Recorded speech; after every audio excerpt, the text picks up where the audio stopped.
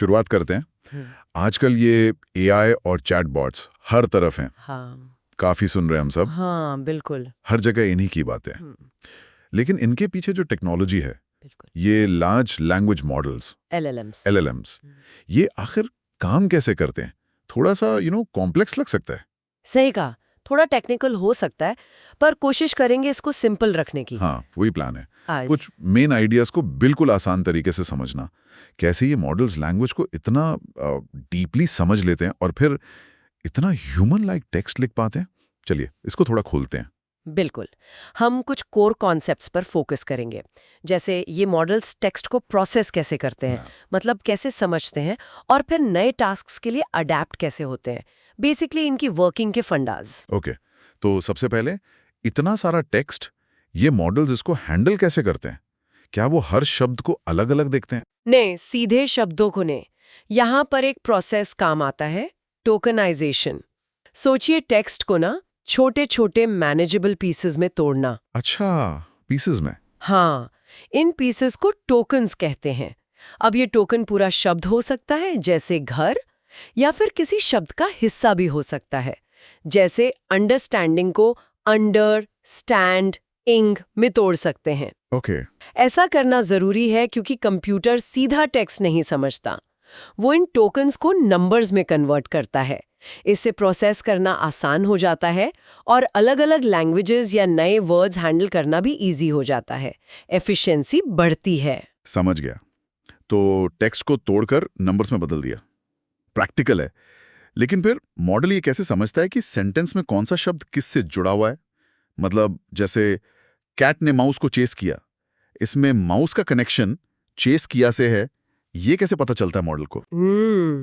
अच्छा सवाल है। उसके लिए है अटेंशन मैकेनिज्म। इसको ना आप एक तरह का स्मार्ट स्पॉटलाइट समझ सकते हैं। स्पॉटलाइट? इंटरेस्टिंग। हाँ। जब मॉडल टेक्स्ट जनरेट कर रहा होता है या उसे समझ रहा होता है, तो ये मैकेनिज्म डिसाइड करता है कि सेंटेंस के कौन से हिस्सों यानी कौन से टोकन्स पर ज्यादा ध्यान देना है, ज्यादा फोकस करना है। ओके। वो बेसिकली अलग-अलग टोकन्स के बीच में एक तरह का इंपॉर्टेंस स्कोर कैलकुलेट करता है।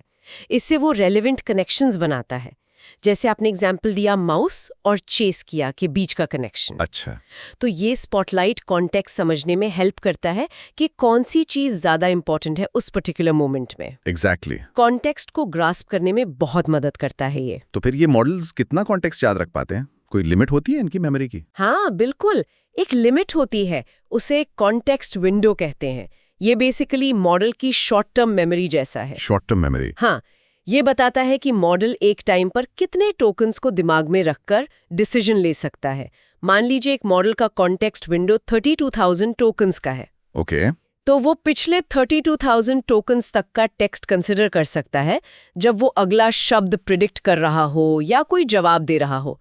बड़ा विंडो मतलब वो ज्यादा पिछली बातों को याद रख सकता है, जो लंबे कॉन्वर्सेशंस या डॉक्यूमेंट्स के लिए अच्छा है, जैसे समराइजेशन के लिए। Make sense. लेकिन इसका एक ट्रेड ऑफ भी है। जितना बड़ा कॉन्टेक्स्ट विंडो, उतनी ज्यादा कंप्यूटर पावर यानी कंप्यूटेशनल कॉस्ट लगती है। तो अंडरस्टैंडिंग और कॉस्ट के बीच एक बैलेंस रखना पड़ता है। Got it. तो विंडो साइज इंपॉर्टेंट है पर कॉस्टली भी हो सकता है। अच्छा, अब ये बताइए, अगर हमें मॉडल को किसी खास काम के लिए ट्रेन करना हो, जैसे मान लीजिए मेडिकल रिपोर्ट समझने के लिए, तो क्या पूरा मॉडल शुरू से ट्रेन करना पड़ेगा? वो तो बहुत ज्यादा काम होगा। नहीं, जरूरी नहीं है कि पूरा मॉडल रीट्रेन करें।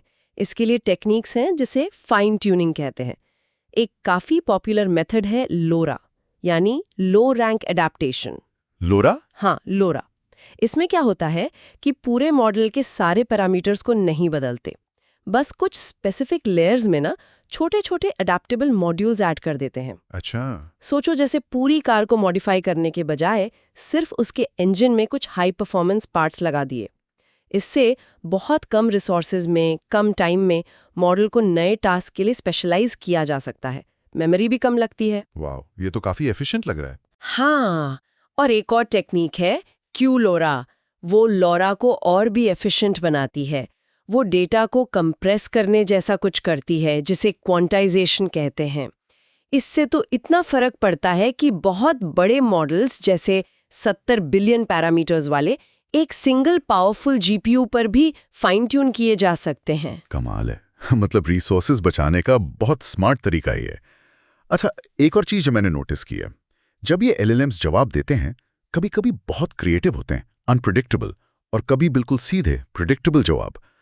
इसको कैसे कंट्रोल करते हैं? उसके लिए एक सेटिंग होती है, टेम्परेचर। टेम्परेचर, गर्मी? है नहीं, वो वाली नहीं। ये बेसिकली कंट्रोल करता है कि मॉडल के आउटपुट में कितनी रैंडमनेस या कह सकते हैं कितना सरप्राइज एलिमेंट हो। Okay, randomness. मॉडल सबसे सेफ, सबसे ज्यादा प्रोबेबल यानी सबसे एक्सपेक्टेड शब्द चुनेगा। आउटपुट बहुत फोकस्ड और प्रिडिक्टेबल होगा। ठीक है। और अगर टेम्परेचर बढ़ा देंगे जैसे 1.0 या 1.5, तो मॉडल थोड़ा रिस्क लेगा। वो कम कॉमन वाले शब्द भी ट्राई करेगा।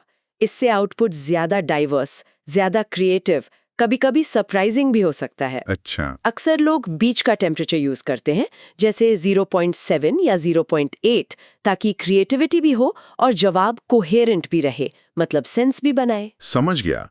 तो टेम्परेचर से आउटपुट का फ्लेवर सेट कर सकते हैं, कितना क्रिएटिव या कितना फैक्चुअल चाहिए। इंटरेस्टिंग। पर ये जो मॉडल शब्दों के मतलब को समझता है, उसे नंबर्स में कैसे रिप्रेजेंट करता है?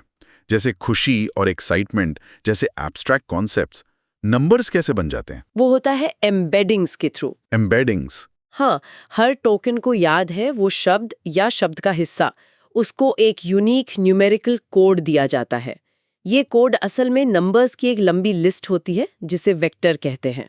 Okay, list of numbers. पर खास बात यह है कि ये वेक्टर्स ऐसे डिजाइन किए जाते हैं कि वो शब्द का सिमेंटिक यानी उसका मतलब और उसका सिंटैक्टिक यानी ग्रामर में रोल दोनों को कैप्चर कर सकें।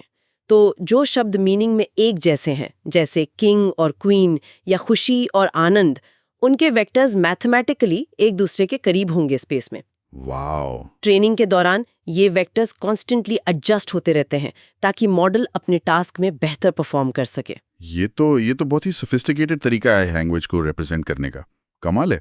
अच्छा, और आखिरी सवाल, मैंने सुना है कि एलएलएम से अच्छा रिजल्ट पाने के लिए सही सवाल पूछना या सही इंस्ट्रक्शन देना बहुत जरूरी है। प्रॉम्प्ट अहम है, ऐसा क्यों? बिल्कुल सही सुना है। इसे प्रॉम्प्ट इंजीनियरिंग कहते हैं।